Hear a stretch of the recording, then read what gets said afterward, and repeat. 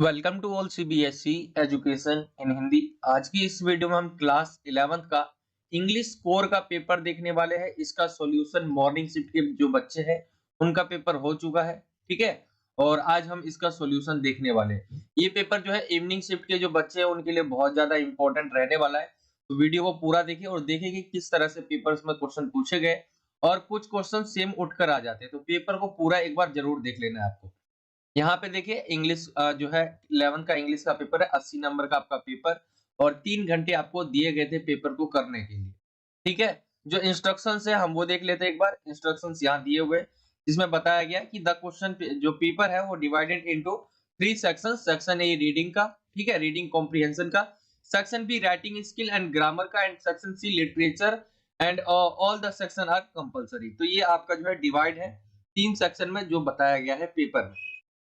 जो मैं और जो पॉइंट है जैसे कि do not exceed the pre subscribe word limit जो है उसको क्रॉस नहीं करने को बोला गया था। क्वेश्चंस के जो आंसर देने हैं उसको आपको देख लेना है कि आपने सही सीरियल नंबर से देना है आपको, ठीक है, मतलब सही नंबर लिखना है आंसर का। और separate instructions are given with each questions wherever necessary. जहां भी जरूरत हुआ है वहां पे इन्होंने इंस्ट्रक्शंस दे दिए हैं। तो ये पेपर का पहला जो फ्रंट पेज रहता है कुछ इस तरह से। और यहाँ से आपका सेक्शन ए स्टार्ट हो जाता है रीडिंग का, ठीक है। रीडिंग का है और ये 10 नंबर का आपका क्वेश्चन है।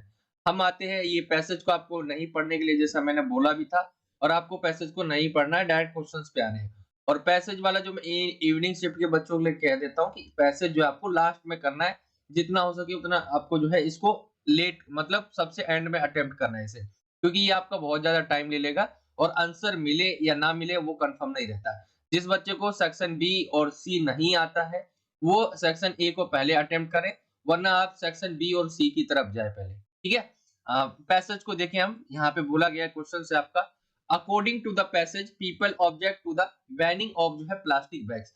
मतलब आप देखते होंगे यहाँ पे इसकी मीनिंग जो है कि जो पैसेज है उसके अनुसार कहा गया कि प्लास्टिक की जो थैलियां होती है, ठीक है, बैग होते, उनके ऊपर लोग जो है उसके ऊपर प्रतिबंध लगाते हैं, तो उस पे आपत्ति जताते हैं। ऐसा क्यों, ठीक है।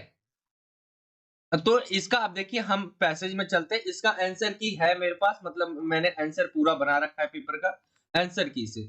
लेकिन मैं आपको आंसर जो देने वाला हूं आपको खोज के दिखाने वाला हूं कि राइट आंसर क्या आएगा।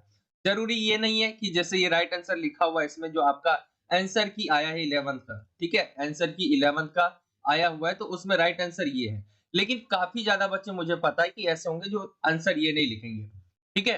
तो जरूरी नहीं होता कि पैसेज जो आंसर की हो बिल्कुल सेम रहे। हम इसका आंसर ढूंढते हैं कि यहाँ पे बोला गया क्वेश्चन क्या है कि लोग जो है वो प्लास्टिक की जो थैलियां है उसके ऊपर प्रतिबंध लगाने पर जो है आपत्ति जताते हैं। ऐसा क्यों है? तो हम एक बार पैसेज में चलते हैं। इसमें हम देखते हैं कि क्यों जताते हैं। बैग्स है प्लास्टिक की जो बैग्स उसके ऊपर जब जो है प्रतिबंध लगाया जाता है, ठीक है। तो देखेंगे यहाँ पे कहा जा रहा है वाइल, यहाँ पे देखेंगे आप majority of individuals do not do not do so these bag are not strong. ये सब कहते हैं कि ये जो बैग है वो ज्यादा जो प्लास्टिक बैग के अलावा जो बैग है वो काफी ज्यादा मजबूत नहीं होते, इसीलिए। और एक आप जो राइट आंसर जो मैंने आपको बताया वो इंग्लिश में जो आंसर की में दिया हुआ है वो आपका कुछ इस तरह से है। इसका मतलब होता है कन्वीनियंट, ठीक है। इसका मतलब क्या होता है? सुविधाजनक। हिंदी में इसका मतलब होता है सुविधाजनक। तो ये आपका राइट आंसर निकल कर आया है। सुविधाजनक का मतलब कि इतनी जो वो प्लास्टिक बैग पर जब जो है प्रतिबंध जो है लोग आपत्ति इसलिए ज्यादा जताते हैं क्योंकि वो इतने सुविधाजनक नहीं होते। प्लास्टिक बैग के अलावा जो और होते हैं वो इतने सुविधाजनक नहीं होते। प्लास्टिक बैग जो है वो सुविधाजनक है, ठीक है। तो ये इस कारण से जो है आपत्ति जताते हैं। आप ये भी लिख सकते हैं पीपल जो है इसलिए भी आपत्ति जताते हैं क्योंकि जो प्लास्टिक बैग है, ठीक है, वो ज्यादा ही मजबूत रहती है। आप ये सारी चीजें भी लिख सकते थे, कोई दिक्कत नहीं है अगर आपने थोड़ा सा आंसर अलग लिखा है। जरूरी नहीं रहता कि डिट्टो आपका आंसर है, आप अपनी भाषा में भी आंसर लिख सकते हैं। क्वेश्चन नंबर दूसरा देखिए, the environmental balance of the ocean is being thrown off by plastic bags because. जो यहाँ पे बोला गया है ओशंस के बारे में बात की है, जो महासागर है उनके बारे में, उनका क्या हो रहा है? संतुलन बिगड़ रहा है, ठीक है। क्या क्या रीजन है जिससे बिगड़ रहा है? आपके सामने ऑप्शन दिए हुए हैं। तो हम एक बार यहाँ पे ऑप्शन देखेंगे। The amount of plastic bags is decreasing the water level, ठीक है। Decomposition rate of these bag is fast. Many species of sea animals are dying due to plastic waste. There are 300 million plastic bag laying in Atlantic Ocean. ठीक है, question को आपको समझना है कि जो पर्यावरण है उसका संतुलन क्यों बिगड़ रहा है, महासागरों में क्या है, प्लास्टिक की थैलियां भरने से। तो हम एक बार चलते हैं यहाँ पे आंसर ढूंढने की कोशिश करते हैं, राइट आंसर क्या निकल कर आएगा। ठीक है, आप यहाँ पे ये भी ना देखें कि आपके कई सारे पॉइंट अगर मिल रहे हो तो आप सोचेंगे राइट आंसर ये है। ठीक है, तो ऐसा भी मत करना, आपको थोड़ा सा पढ़ लेना है, देख लेना है, क्योंकि बच्चे तुरंत आंसर मिलता है और जो है ऐसे निशान लगा लेंगे यहाँ से लेके यहाँ तक। लेकिन आपको ऐसे नहीं करना है, आपको पहले हम देखते हैं एक बार इसको कि इसका राइट आंसर और भी कुछ हो सकता है क्या। ठीक है, तो हमें जो है ओशंस से रिलेटेड जो है हमें ढूंढना है, ये तो आपको पता होना चाहिए। देखते हैं हमें इसमें मिलता है क्या हमें आंसर। मैं आंसर ढूंढ के नहीं रख रखा हूँ, ठीक है, मैं यहाँ पे आपको ढूंढ के इसलिए दिखाता हूँ ताकि आपको भी, जिन बच्चों को नहीं आता इसी तरह से वो भी जो है कोशिश कर सकते हैं ढूंढने में। जो है मतलब पर्यावरण का संतुलन कैसे बिगाड़ते हैं, मतलब प्लास्टिक की थैलियां कैसे बिगाड़ रहा है, क्या रीजन है, तो हमें वो ढूंढना है उसका आंसर। यहाँ पे देखेंगे, ठीक है।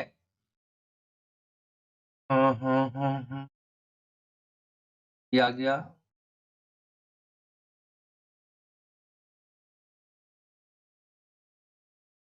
यहाँ पे देखेंगे, when one species being to die off at a unusually rapid rate every other living organism, ठीक है, ये सारी चीजें आ सकती है इसके अंदर। तो ये आपका जो है आ जाएगा। देखिए इसमें बोला क्या गया है, मैं आपको हिंदी में भी बता देता हूँ। ये आपका जो है यहाँ पे देखेंगे, ठीक है। अ,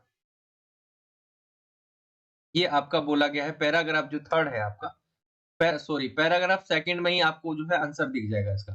तो पैराग्राफ जो आपका सेकंड है इसमें बोला गया है कि जो वो है समुद्री जीव, ठीक है, जो रहते ओशंस में रहने वाले जो जीव होते हैं उनके बारे में बात किया गया कि पानी में रहते हैं वो।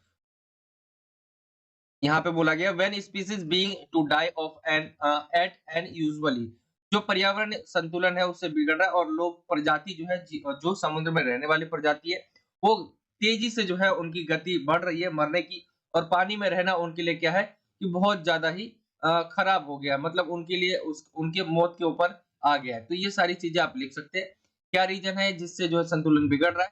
तो हम एक बार ऑप्शन भी देख लेते हैं क्योंकि ऑप्शन भी दिया गया है। तो many species sea animals are dying due to plastic waste, ठीक है, ऑप्शन सी राइट आंसर निकल कर आ जाएगा। What do most individual do to the plastic bag, ठीक है, मतलब ज्यादातर लोग जो है वो उसका करते क्या है, प्लास्टिक जो बैग है उनका क्या करते हैं आपको बताना है, प्लास्टिक की जो थैली है उनका क्या करते हैं। तो यहाँ पे अगर हम ऊपर चले तो ज्यादातर लोग जो है उसको क्या करते हैं, एक बार मैं ढूंढने की कोशिश करता हूँ। आंसर तो पता है लेकिन आपको ढूंढ के बताना है, ठीक है। यहाँ पे देखेंगे the most an individual can do is recycle them. The main issue with this is that once they have been sold they end up to in the trash, ठीक है। तो ज्यादातर जो लोग हैं वो क्या करते हैं, इसको कूड़े में ही उन्हें जो है कचरे के रूप में उन्हें रख देते हैं, छोड़ देते हैं। तो यहाँ पे देखेंगे लीव देम एज ट्रैश, ठीक है, तो ऑप्शन ए राइट आंसर निकल कर आ जाएगा। और हम क्वेश्चन नंबर 4 की तरफ आते हैं। The best option to replace plastic bag, सबसे अच्छा विकल्प क्या है हमारे पास अगर हम प्लास्टिक बैग को रिप्लेस करें। आपके सामने ऑप्शन दिए पेपर बैग्स, ठीक है, reusable plastic bags, designer bag या क्लॉथ बैग। सबसे अच्छा आप ऑप्शन देखेंगे तो यहाँ पे आपका जो है पैसेज में एक बार मैं जाके आपको समझाता हूँ कहाँ पे इसका राइट आंसर निकलेगा। हाँ, सबसे अच्छा जो है का आंसर जो है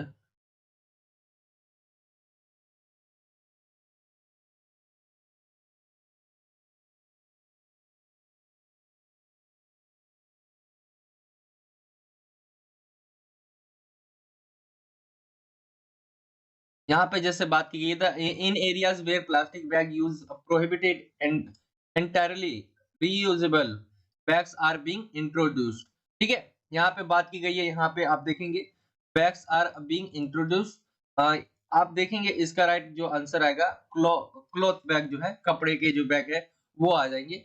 आपको इसमें आगे और भी देख सकते हैं, पेपर बैग जो है ऐसा क्या रीज़न है जिससे नहीं हो सकता है? पेपर बैग देखेंगे, पेपर से जो बना बैग रहता है उसके लिए पेड़ों को काटना पड़ेगा, तो वो भी हमारे लिए अच्छा ऑप्शन नहीं रहता। रीयूजेबल प्लास्टिक बैग हमें जो है यूज़ भी नहीं करना है, क्योंकि प्लास्टिक बैग ही है लेकिन ये रीयूजेबल है। डिज़ाइनर बैग ठीक है, ये भी यूज़ नहीं करना, हमें क्लॉथ बैग्स करने हैं यूज़, क्योंकि ये काफ़ी ज़्यादा मजबूत भी रहेगा, हमारे पर्यावरण को जो नुकसान भी नहीं पहुँचाएगा। ये सारी चीज़ें आप डाल सकते हैं यहाँ पे, तो ऑप्शन आपका जो है सी हो जाएगा।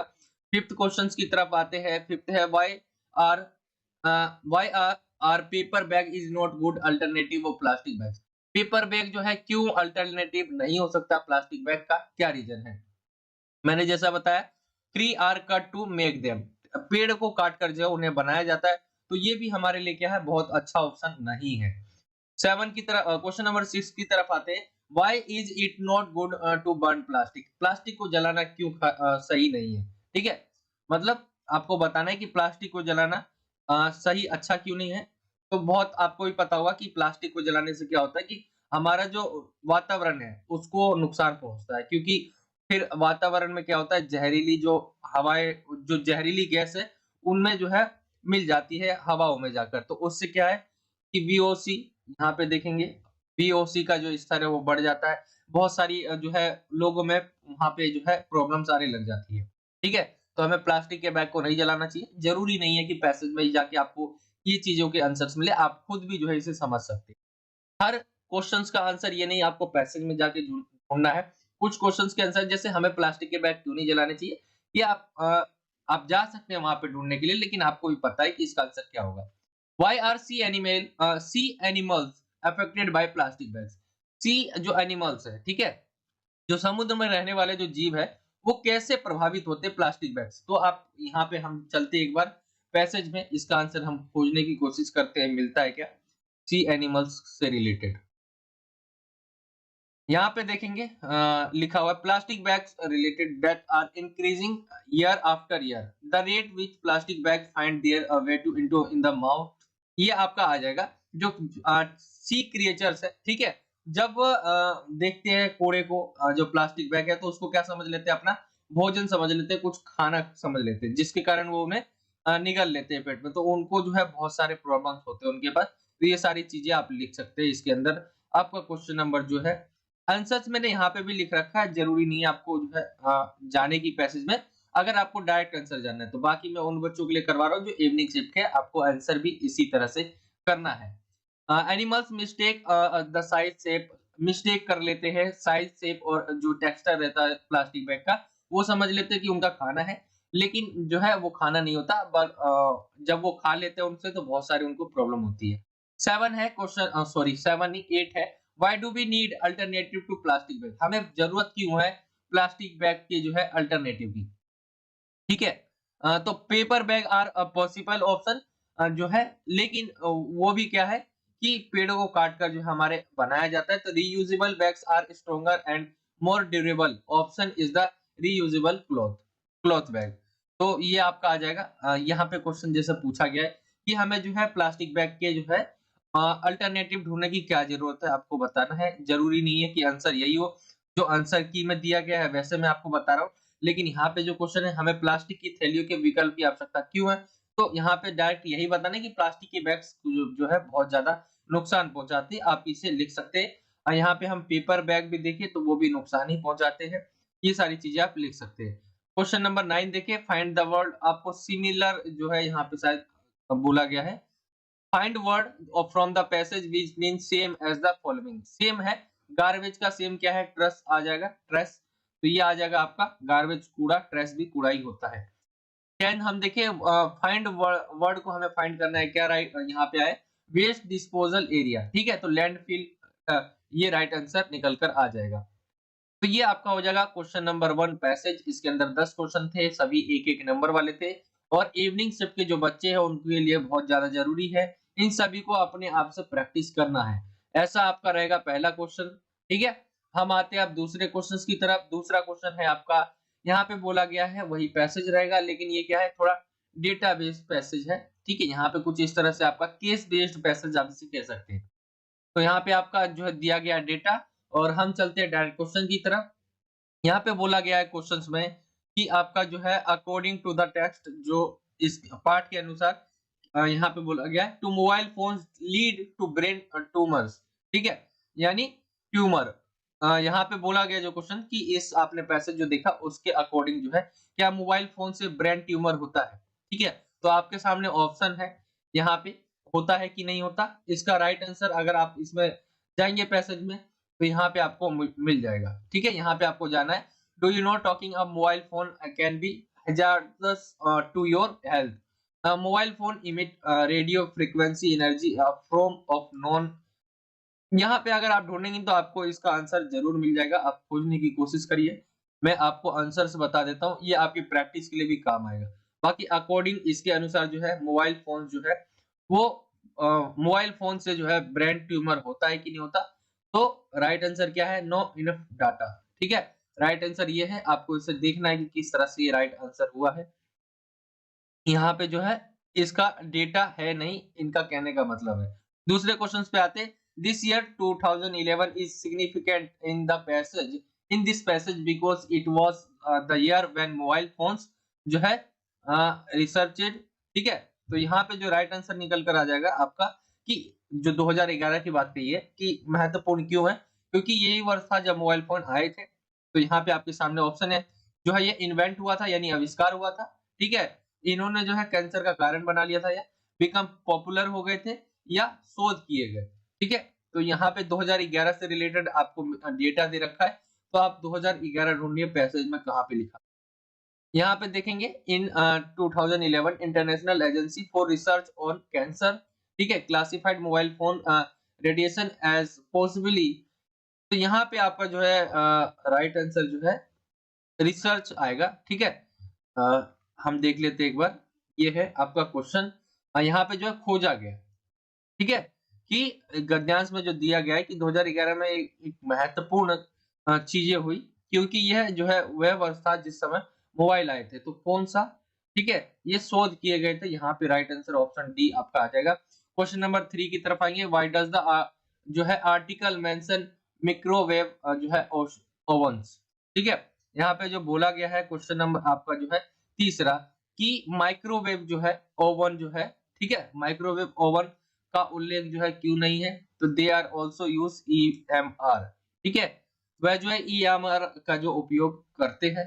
ये आपका जो है राइट आंसर ए हो जाएगा। फोर्थ की तरफ आए हम, पैसेज आपको दिखा देता हूँ। आपको राइट आंसर इसी में ढूंढना है, कहाँ है इसका राइट आंसर, ठीक है, आपको ही ढूंढना है। मैं आपके ऊपर छोड़ रहा हूँ, बाकी मैं आपको आंसर्स तो बता ही दूंगा, क्वेश्चंस के आंसर्स क्या क्या है, क्योंकि मॉर्निंग शिफ्ट के बच्चे हैं, उनको भी जानना होगा आंसर हमने सही लिखा कि नहीं। यहाँ पे है आपका fill in the blanks type का, यहाँ पे आएगा रेडियो फ्रीक्वेंसी एनर्जी, ठीक है। हम एक बार मिला के देखते हैं क्या कहीं लिखा हुआ है ये वाला रेडियो फ्रीक्वेंसी एनर्जी से रिलेटेड। तो हम उसमें देखते हैं जोड़कर। अ,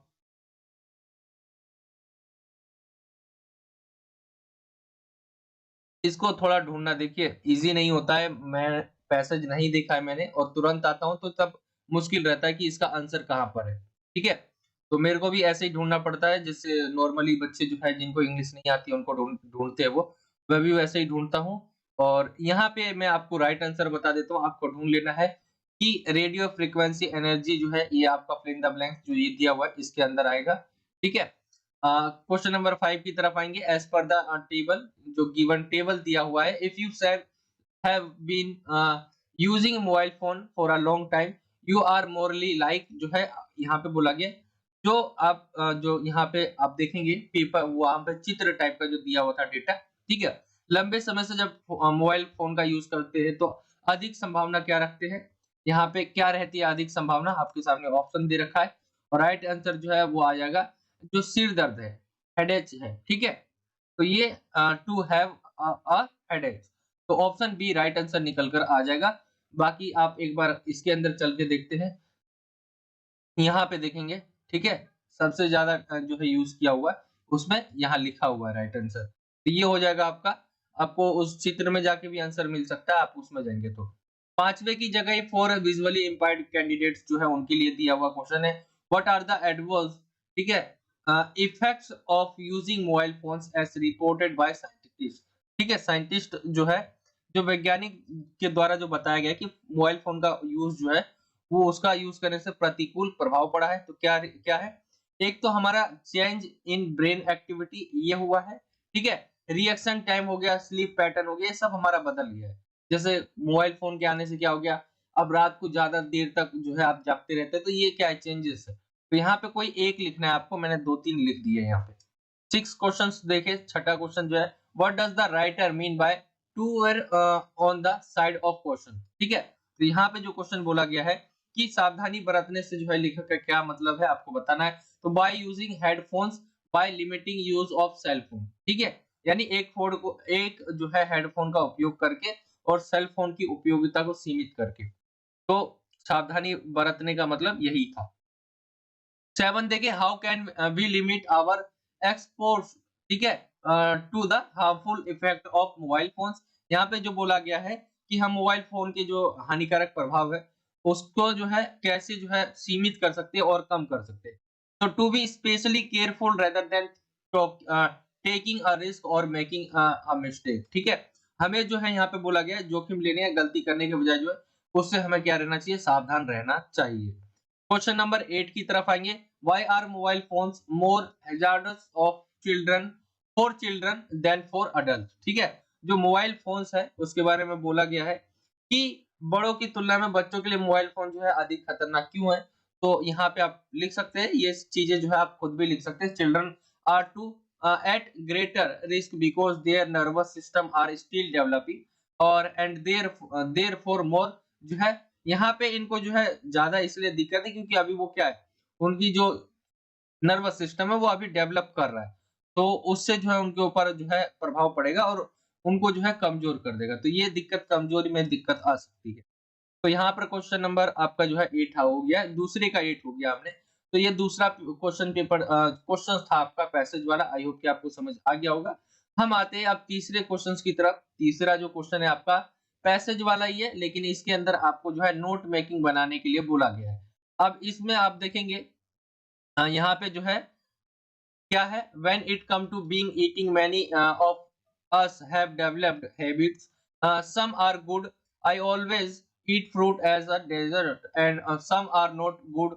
तो ये आपका जो है हम देखें किसके बारे में दिया गया है, ये आपका खाने पीने के बारे में यहाँ पे स्पेशली जो है इनके ऊपर हेल्थ के ऊपर फोकस किया है, ये सारी चीजें हैं आपकी, ठीक है? तो यहाँ पे जो है आपको नोट मेकिंग बनाना है सबसे पहले। On the basic of your reading of the above passage make notes on it. Notes बनाने हैं आपको। और यहाँ पे जो बोला गया है आपको जो है टाइटल भी लिखना है, सुटेबल टाइटल। और इसमें मैंने नोट्स नहीं बनाए हैं। नोट्स जो है यहाँ पे आपको देख के जो इवनिंग वाले बच्चे हो जरूर बनाइए इसका नोट्स, क्योंकि आपके एग्जाम में जो है हो सकता है कि आ जाए, क्योंकि होता है कभी-कभी कि सेम क्वेश्चंस आ जाए। तो आपको नोट्स बना लेने। नोट्स ज्यादा मुश्किल नहीं होंगे, ये जो है आपका ज्यादातर खाने-पीने की चीजों के बारे में है। तो आपको नोट्स कैसे बनाना है यहाँ समझिए।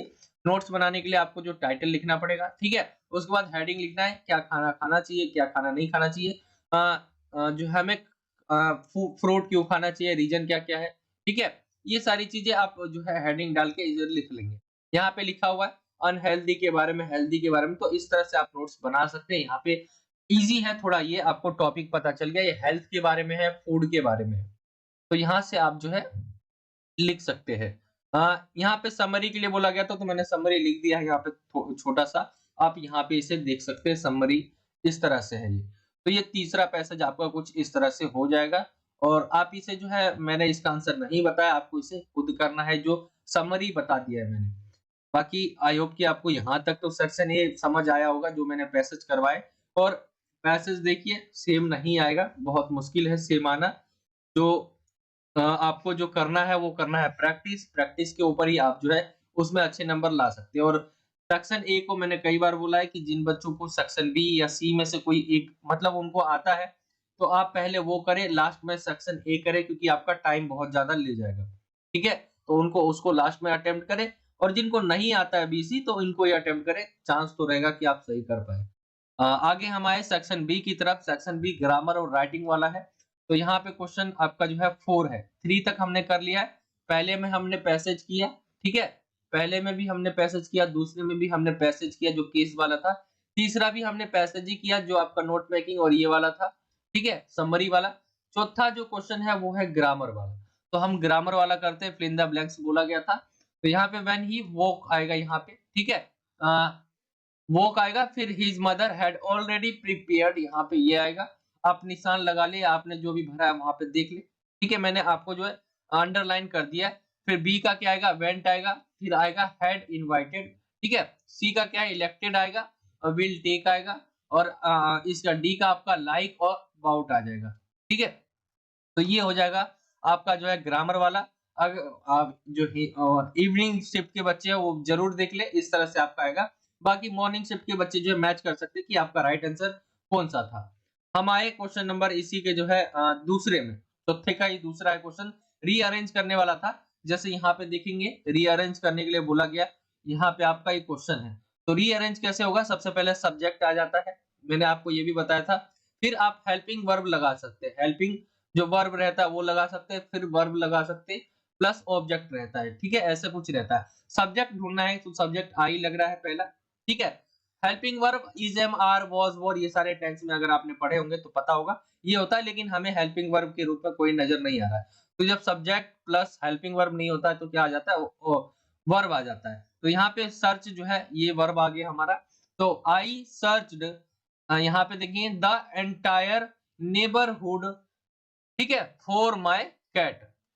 इसका मीनिंग होता है कि मैंने अब पूरे पड़ोसी को जो है तलाश ले ली, किसके लिए, बिल्ली के लिए, ठीक है। ये आ जाएगा जो अपनी बिल्ली के लिए पूरी जो पड़ोस की है वो तलाश ले ली, ये आपका आ जाएगा। बी देखेंगे ऐसे ही कुछ इस तरह से आपको बनाना है। He doing me asked I was there what, ठीक है। तो यहाँ पे आपको जैसे करना है, सबसे पहला क्या आएगा आपका, हेल्पिंग वर्ब आएगा, ही आस्क्ड मी, ठीक है, मी, ठीक है, what I was doing there. यहाँ पे कुछ इस तरह से आ जाएगा। आंसर मैंने नीचे लिख रखे, आपको मैच कर लेना है कि राइट आंसर क्या निकल कर आएगा, ठीक है। मैं इनको आपको समझाने लग गया, टाइम लग जाएगा, बाकी आपका हर बार अलग आएगा।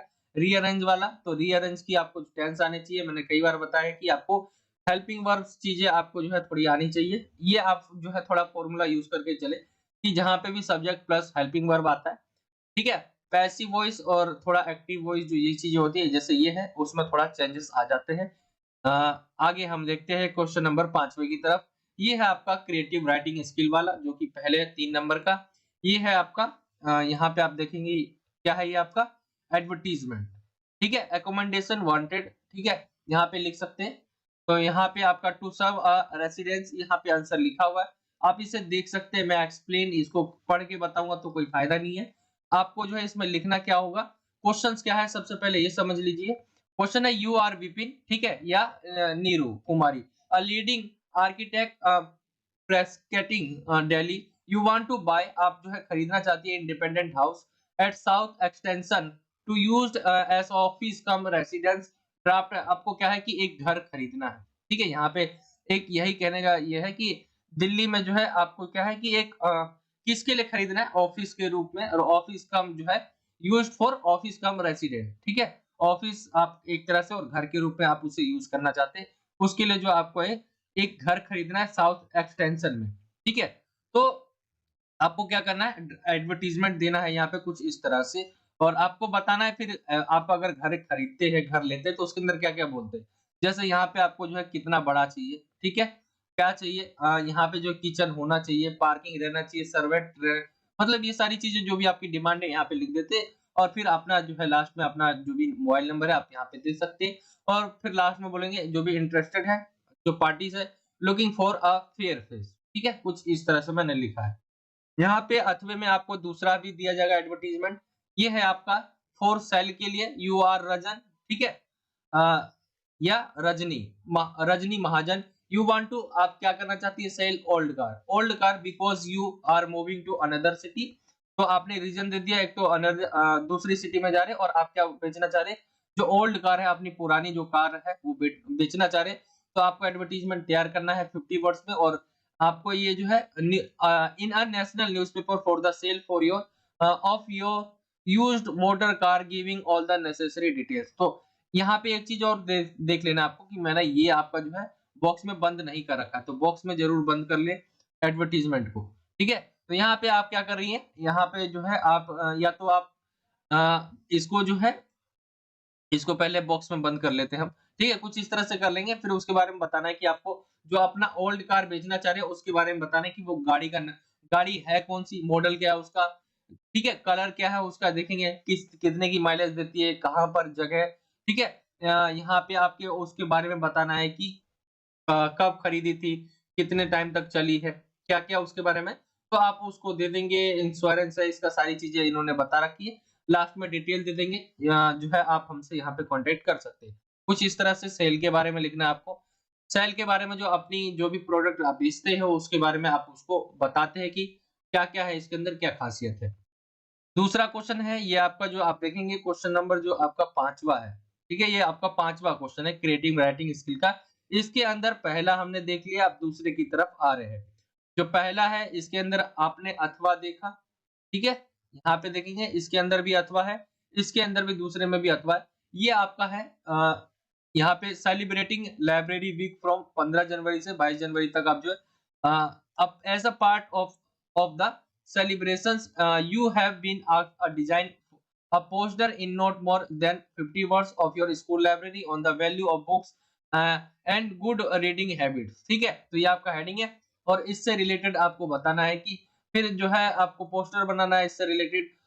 मैंने आपको बताया था रीडिंग्स बुक्स वाला, ठीक है? यहाँ पे स्लोगन्स यूज कर सकते हैं आप, बुक की जो है आप यहाँ पे फोटो यूज कर सकते हैं, तो कुछ इस तरह से मैंने आपको बताया भी था।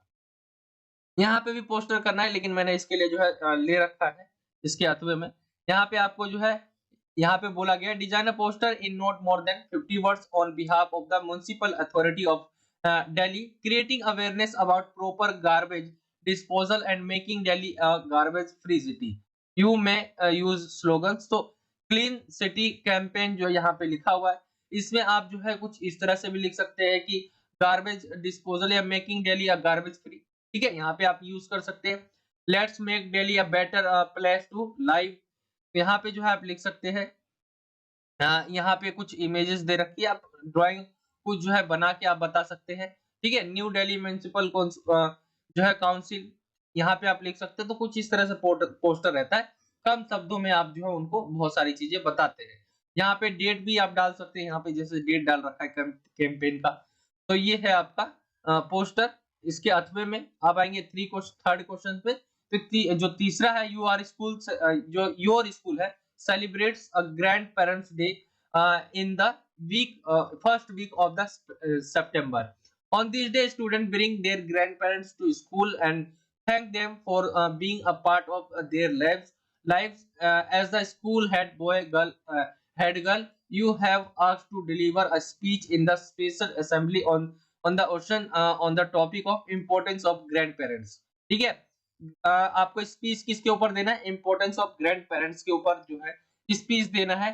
तो यहाँ पे मैंने डायरेक्ट जो है आपका जो स्टार्टिंग लाइन है, जैसे आपको देना है स्कूल्स में है तो आपको रिस्पेक्टेड टीचर्स प्रिंसिपल्स, ठीक है, and my dear students today my name is, ये बोलेंगे, फिर उसके बाद बोलेंगे यहाँ पे स्टार्ट करेंगे आप जो है अपनी स्पीच कुछ इस तरह से मैंने लिखा हुआ है, आप इसे पढ़ सकते हैं। ग्रैंड पेरेंट्स की जो इंपॉर्टेंस है उसके बारे में, ठीक है। और हाँ, इंपॉर्टेंस ऑफ ग्रैंड पेरेंट्स की जो मैंने हेडिंग है वो लिखी नहीं है यहाँ पे, ठीक है। तो यहाँ पे आपको लिख लेना है जो इंपॉर्टेंस है वो आपको लिख लेना है ऑफ ग्रैंड पेरेंट्स, ठीक है। तो यहाँ पे आपको कुछ इस तरह से लिखना है, फिर उसके बाद स्टार्ट करना है और यहाँ पे कुछ इस तरह से यहाँ आंसर हो जाएंगे। इसके अलावा भी आप, ऐसी बात नहीं है जो सेम लिखा है वो ही सेम आपको भी लिखना था, ऐसी बात नहीं है। आप अपने शब्दों में लिख सकते थे, मैंने आपको कुछ इस तरह से आंसर पॉइंट दिए हैं। इसके अंदर और दिया रहेगा, और में भी आपका क्या है, स्पीच ही रहेगा। ये स्पीच जो है आपका किसके ऊपर है, यहाँ पे need to protect the environment, इसके ऊपर जो है आपका स्पीच है और इससे रिलेटेड आपको बताना है। तो यहाँ पे आपका जो है ये हो जाएगा हेडिंग नीड टू, ठीक है, प्रोटेक्ट द एनवायरमेंट, कुछ इस तरह से आपका हेडिंग हो जाएगा। फिर इसके बारे में रिस्पेक्टेड टीचर्स प्रिंसिपल, क्योंकि स्कूल्स में आप दे रहे तो वहां पे देना है आपको। अगर आप इस क्वेश्चन को पूरा पढ़ना चाहे तो पढ़ सकते हैं, मैं आपके सामने रख दे रहा हूँ। लेकिन जो मेन है need to protect the environment, इसके ऊपर आपको जो स्पीच देना है। तो ज्यादा से ज्यादा पेड़ पौधे लगाए, यही सब बात करेंगे आप इसके अंदर, ठीक है। हमें जो है अवेयरनेस लानी चाहिए लोगों में, ये सारी चीजें ही इसके अंदर आप बात करेंगे। बताएंगे कि किस तरह जो है पोल्यूशन, इसकी वजह से लोग कितने मारे जा रहे हैं, तो हमें जरूरत है ऐसी चीजें यूज करने की जो एनवायरमेंटल को, जो एनवायरमेंट है उसको नुकसान ना पहुंचाती हो। तो ये सारी चीजें आपको स्पीच देनी है इसके ऊपर।